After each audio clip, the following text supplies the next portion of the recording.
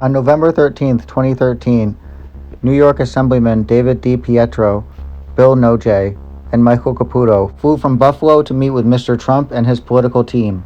Michael Caputo said, "I had been in Trump Tower before, but Dave and Nojay had not. In Buffalo, we don't have atriums 7 stories high lined with Italian marble." Mr. Nojay had presented to Mr. Trump the fruits of his own research into the qualities that make up successful presidential candidates. In so doing, he also laid out a blueprint for Mr. Trump's presidential bid. Roger Stone said, "Nojay said he had a revelation from Christ that if Trump ran, he would win governor. Generally speaking, I prefer polling data to revelations." Mr. Nojay would return to Trump Tower alone for a series of meetings. A longtime friend, architect Carlton Bud DeWolf, to whom Mr. Nojay often confided in about his meetings with Trump, said, "Bill arrived in his spacious office and Trump was waiting for him. Mr. Trump was very affable. The whole family was also there to meet Bill, at least most of them, but certainly his son, daughter Ivanka, and his wife, plus 2 more. Bill said that Mr. Trump told him that he was possibly running for president. He asked him what he thought. Bill said that the nation needs a different type of president, perhaps an entrepreneur type. And Bill Nojay knew just what he should do. He laid out his ideas in a memo entitled Springboards to the Presidency. Mr. Nojay argued that prior service in elected office was the most direct way to establish a connection to the average voter. Experience showed that having a sparkling military record or a compelling rags-to-riches story would work as well, Nojay wrote. Nojay warned it would be almost impossible because any candidate that has run successfully was a governor, politician, or a high-powered military officer. Mr. Trump could not boast any of those qualities. Trump would need another way to connect with voters, and Mr. Nojay laid out another pathway, one that, in retrospect, seems to be precisely the one followed by candidate Trump. The candidate must have a clear mission that appeals to many voters and is delivered under circumstances of urgency or near crisis. This is the candidate as indispensable problem solver of a must-solve problem. Mr. Trump took to the campaign trail to assert darkly that the nation was in a shambles, hemorrhaging jobs, riddled with crime, threatened by ISIS, and that only he could provide solutions and make America great again. At the end of the meeting that day, DeWolf said Trump thanked Bill Nojay and told him he would have to think seriously in light of their conversation. As Donald Trump finds new ways to drag out his vicious feud with the National Football League, he tweeted Monday morning that there's no leadership in the NFL. A big question looms about where this all began. Could it be, as several reports now suggest, that this whole national trauma can be traced back to Trump's failed attempt to buy the Buffalo Bills back in 2014? That's what some team owners have reportedly said, contending that the president is driven by a personal grudge stemming from his multiple doomed efforts over the decades to become the owner of an NFL franchise.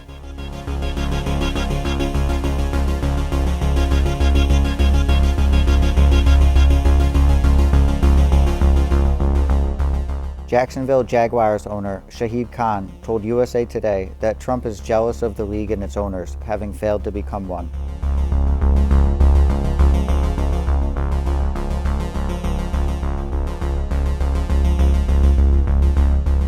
Mr. Khan said he's been elected president, where maybe a great goal he had in life, to own an NFL team, is not very likely.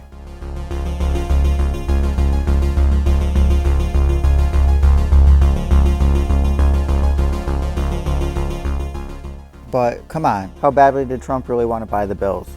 Badly enough, it seems, to create a dubious grassroots campaign to pressure the team and the league to not sell to a rival group of bidders. Back in early 2014, with the team for sale and potential buyers in the process of being narrowed to 3 finalists, Trump, Buffalo Sabres owner Terry Pegula, and a group of Toronto investors led by John Bon Jovi, speculation was rampant that the would-be Canadian buyers planned to move the franchise north of the border. That's when a local fan group sprang up, hoping to turn sentiment in Buffalo against Bon Jovi and his partners. These activist Bills backers called themselves 12th Man Thunder and began orchestrating colorful stunts like establishing Bon Jovi-free zones in local bars, antics that earned them ink everywhere, from Breitbart to New York Magazine.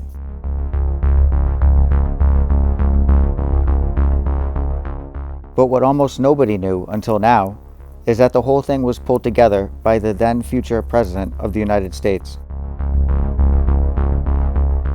In the spring of 2014, Trump hired veteran Republican operative and Buffalo resident Michael Caputo, a close associate of Paul Manafort and Roger Stone. Mr. Caputo had worked with Ollie North during the Reagan years and then helped boost the careers of Boris Yeltsin and Vladimir Putin as a political consultant in Russia.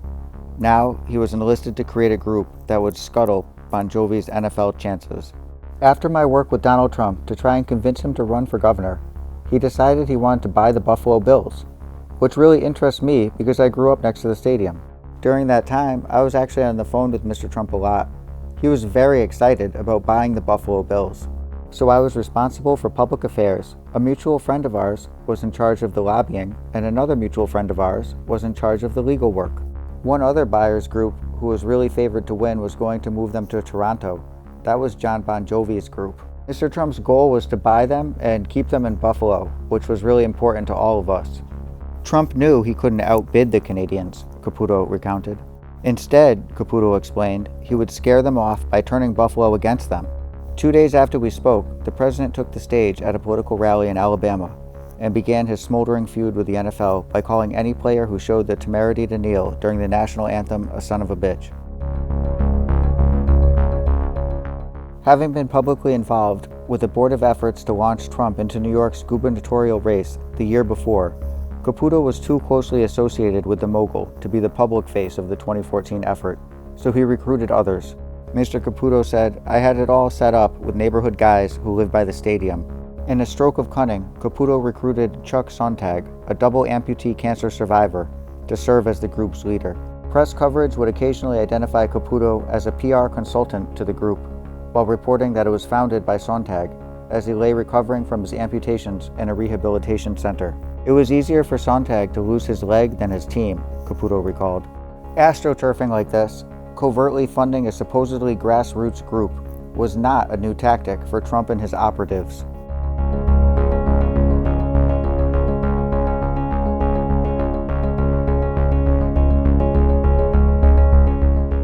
Back in 2000, Stone and Trump's Atlantic City casino business paid massive fines after they funneled $150,000 to a group called the Institute for Law and Society to run newspaper ads opposing the legalization of a Native American casino in the Catskills, and failed to disclose the transaction to New York's lobbying regulators. Trump's involvement in the Buffalo scheme was short-lived. According to Caputo, not long after 12th Man Thunder was formed, Trump entered a $1 billion bid for the Bills, and as a condition of that offer, was forbidden from participating in public outreach efforts related to the sale. So, as Caputo recalls, Trump called him and told him that he had to break off contact with him and the fan group. And then one day, Mr. Trump called me and said he had just signed some kind of NDA and he could no longer speak to me, and that all of my work in public relations, I'm on my own. "I can't talk to you anymore because of the NDA I signed," Caputo remembers Trump saying. "Have a good time." Charlie Pellion, a Buffalo local who co-founded the group, said that keeping a lid on Trump's involvement was a challenge. Pellion said, "It was all behind the scenes, and we weren't even allowed to mention his name because of the agreement that he signed. I was bursting at the seams to tell people, hey, this was Donald Trump's idea." Mr. Caputo got the underlying message. "You know, you can do it. Please do. But I can't talk to you about it." With Trump having removed himself from the picture, Caputo took the gloves off.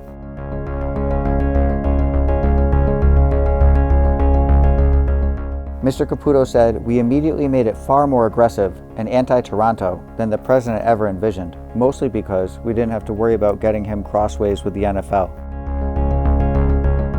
The group gathered thousands of signatures for a petition demanding the team remain in Buffalo and started a Ban Bon Jovi movement to rid upstate New York of the New Jersey rockers' music.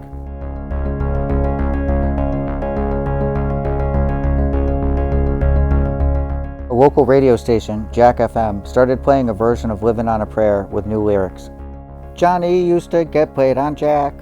Now he wants our Bills, but Buffalo just won't take that. He's whack."